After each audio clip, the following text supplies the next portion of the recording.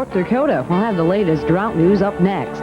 In the markets, the government released a number of crop reports yesterday, but it's the weather that's still the determining factor of prices. Analyst Jim Bauer has our report. And Kathy Von Pein has the latest weather forecast for the nation.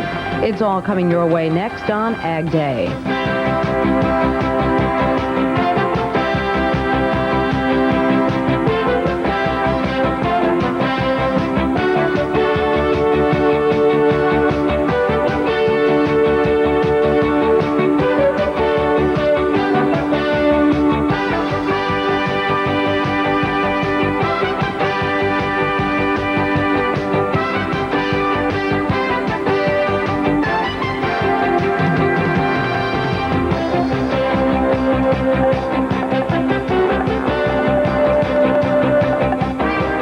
And welcome to this Friday edition of Ag Day. I'm Jo Ann Serpe. The weather is eating into the North Dakota wheat crop. Hard red spring wheat and durum wheat were heavily damaged over the past week as record temperatures further depleted soil moisture levels. The administrator of the state's wheat commission says even looking at the damage optimistically, at least a third of the crop has been lost. Well, senators are calling for the government to help alleviate some of the problems associated with the drought. Alabama Senator Howell Heflin, a member of the Senate Ag Committee, has proposed some long-range measures. Start thinking about a cooperative effort in irrigation, and this is something we're working on now to give authority. Cooperative efforts relative to the acquisition of water, the transmission of water, and then the application of water to crops. To date, the USDA has granted more than 450 counties across the country some type of emergency drought assistance. Well, the Ag Department says it will consider farm husbands and wives separate persons in determining maximum farm program payments this year. But it says both must maintain separate farming operations before and after their marriage. The department says in order to comply with a recent federal court order, all 80 crop payments must be conditionally issued without regard to marital status. But if that order is overturned on appeal, the department will require additional payments to be refunded with interest. Well, the Senate subcommittee has said no to a Reagan administration proposal to cut REA money. Senator Quentin Burdick of North Dakota says the administration had called for doing away with REA loan programs. The subcommittee voted to restore the money yesterday. Meanwhile, the National Corn Growers Association has a new product that some say could be the wave of the future. Degradable plastics made from a blend of cornstarch could relieve overflowing landfills. The corn-based product speeds up plastic breakdown rates from decades to months. 500,000 cornstarch trash bags were provided to an Arizona power and water utility for a citywide cleanup project in Page, Arizona. Degradable plastics could develop a new market for up to 500 million bushels of corn a year. Well, do you think the pork promotion program should continue? If you're a pork producer, you may get a chance to vote your yay or nay September 7th and 8th. The USDA announced the proposed dates for the referendum yesterday and says producers have until June 23rd to comment on that. If you need more information on that, you can contact Branch Chief Ralph Tapp at 202-447-2650. While most agricultural commodities were settling down, oats were still being blown upward by the weather. Jim Bauer joins us with details from yesterday's trading when Ag Day returns.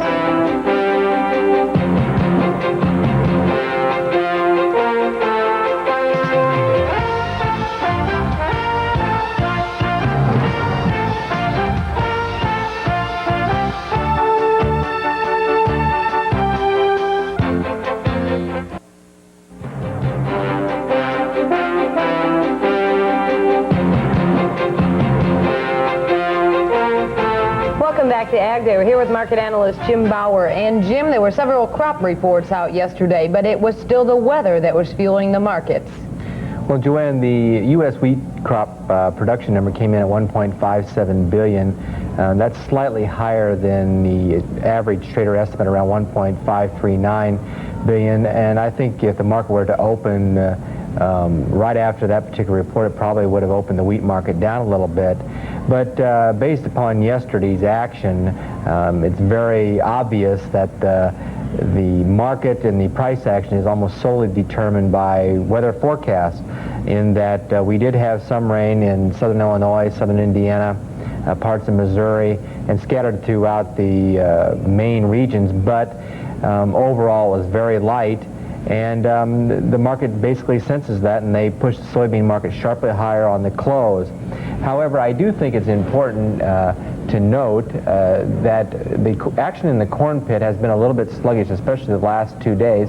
And from a trader's insight, I think it would be interesting to note what type of action we have today in the corn pit, in that if the soybean price moves sharply higher again today, and the oats price, which has been quite dramatic, it continues its dramatic move, and the corn market would be sluggish, I think that is somewhat of an indicator that possibly the corn market is in the process of making some type of intermediate top. But again, it'll be interesting to see how corn reacts in relationship to the other markets, as it has been kind of slow here lately. In other news, the metals were mostly higher yesterday on the heels of higher grain prices. July silver closed at $7.18 per ounce, up 5 cents per ounce. July platinum closed at $581.50 per ounce, up $6 per ounce. June gold closed at $457.10 per ounce, up $1 per ounce. Oats were up the 15-cent expanded limit yesterday in all but the May of 1989 contract. Continued dry weather in the major oats area is supporting this market. On corn, July corn closed at $2.53 3/4, up 2 3/4 cents, while the new crop December contract closed at $2.74 3/4, up 2 3/4 cents. Consistently warmer than normal weather will pose a threat to the 1988 yields if the hot, dry weather persists during the narrow pollination window period. On soybeans, July beans closed at $8.86, up 25.5, while the new crop November contract closed at $8.91.5, up 29.5 cents on the day. The soybeans were sharply higher yesterday as some forecasters call for hot, dry weather to cover the grain belt over the weekend. On soybean meal and oil, July meal closed at $281.2, up 7.7, while July soybean oil closed at $25.59, up 36 points.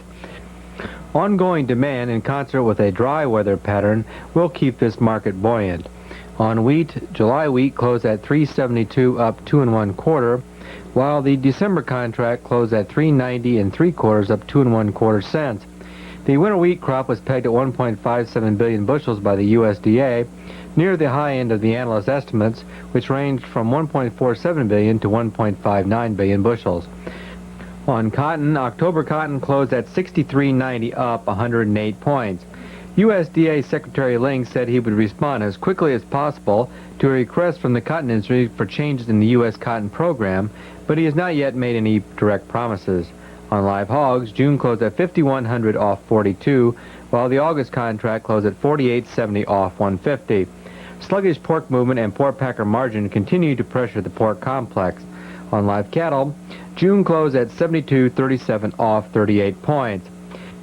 Feedlot sales continue on their steady note, but recently the cattle market has looked at other markets for price direction, especially the hogs.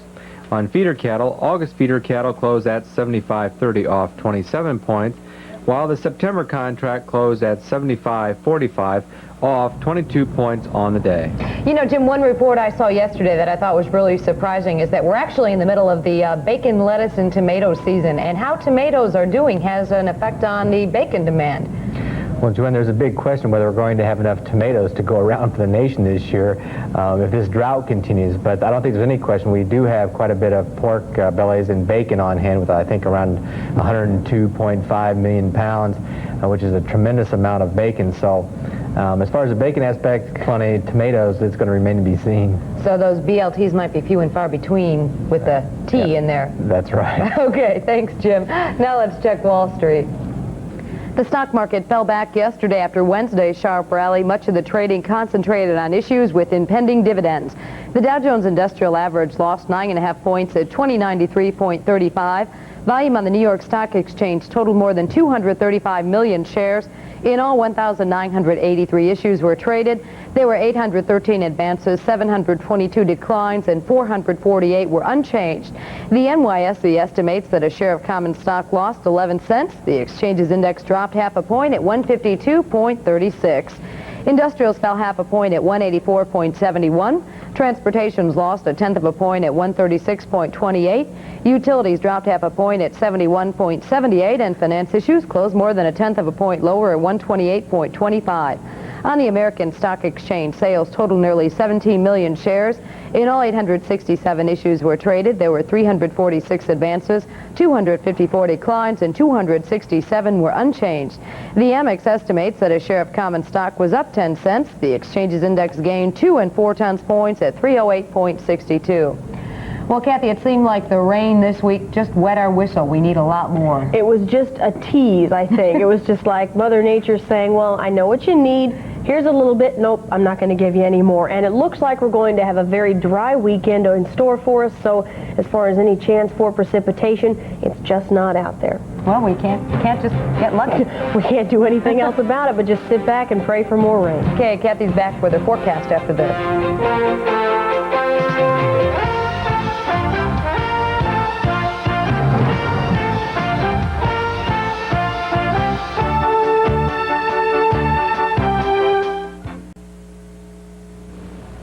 Kathy Von Pein's computerized weather has the approval of the National Weather Association.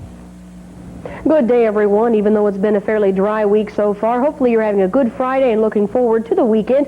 At this point, the dry weather pattern continues over much of the nation. We're still hoping that a low-pressure cell is going to be strong enough to generate some scattered showers, possibly some isolated light thunder showers, but probably not, in the Pacific Northwest region and then on through parts of eastern Montana into northern North Dakota. There's a secondary low-pressure cell coming in just over the southern part of Canada, and hopefully the combination of those two low-pressure cells will be strong enough to generate that system that we need to produce some precipitation in some very dry areas. Most of the western parts of the nation, aside from those two separate systems, are going to stay on the dry side. We have a little bit of activity building up in parts of the Rockies, just a very small area of shower activity being produced. Other than that, very dry there, very dry throughout the central plain states, and mostly dry in the east as well. Now, we're still seeing the effects of the system that moved through middle week in parts of the corn and soybean belt. It is now situated in the far southeast, and there's two different low-pressure cells associated with that system, and you can still see the chance for precipitation there. Also some scattered thunder showers possible throughout the Carolinas, especially southern Georgia on down through Florida. Florida has been a very wet state, either the northern or the southern part of the state or the entire part of the state, or the entire state, still expecting us some precipitation as they have for the past couple weeks. Up in the Great Lakes, we're seeing a clearing trend. However, just north of that on into New England, some scattered clouds as well as a chance for some more showers. Now, as we move into tomorrow, you'll notice very little change in the weather picture. Still a chance for some isolated scattered showers and thunder showers on down into the southeast. A little activity possible in the way of in the form of some light showers in the northern Great Lakes. Otherwise, very dry in the east. High pressure just sort of sitting there, and that high pressure cell is going to keep things on the dry side. There's that small, just a little bit of precipitation coming in over the central part of the plain states now, possibly the Texas high plains.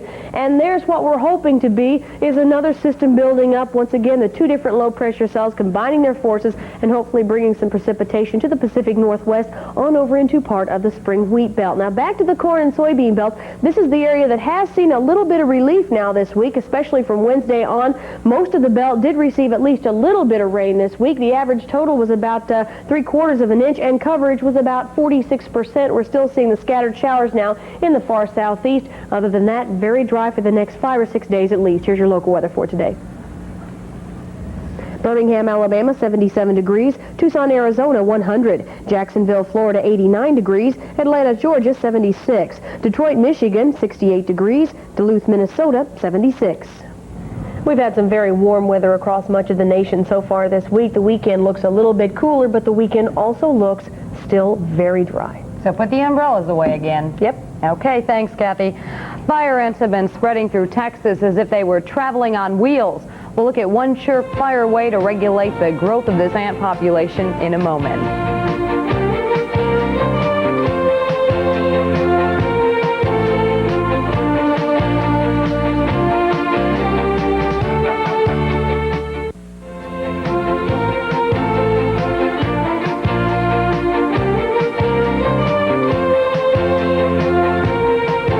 When it comes to fire ants, Texas turf producers are finding it can be easy to turn mounds into molehills. In today's Look at What's New, Mike Nassour tells us their method is safe and economical as well. Homeowners and grass growers alike now have a new way to control fire ants. Insect growth regulators, like the compounds sold under the brand name Logic, are replacing the toxic and expensive chemicals used in the past. While testing the growth regulators at turf farms in Bay City, Inspectors from the Texas Department of Agriculture found them to be both effective and safe. Turf Farm owner Arthur Milberger likes the cost savings. He told us that by switching from pesticides to growth regulators, he's saved over $87,000. If we're using a Dursban formulation and we put it out in the USDA specs, we'll be running about $120 per acre cost.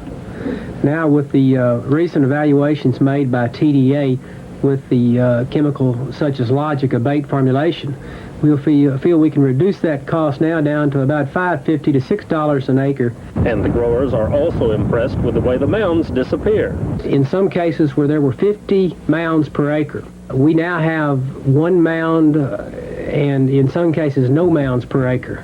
This treatment began during the summer of 1987 and seems to last for about a year. The growth regulators are also sold over the counter for use by homeowners for long-term control of fire ant mounds in their yards. When applied exactly according to the instructions, they work slowly but very, very surely. From Bay City, I'm Mike Nasur reporting. Many producers have been wondering if large corporations will control agriculture in the future.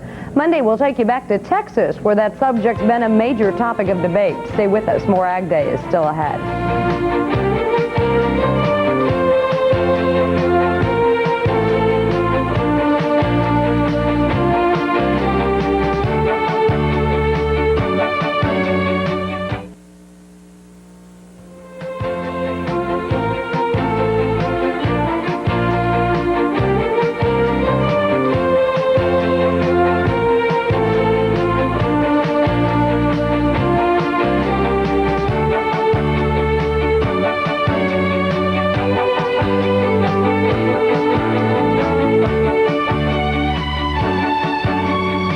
Here's an update of the agricultural news for today.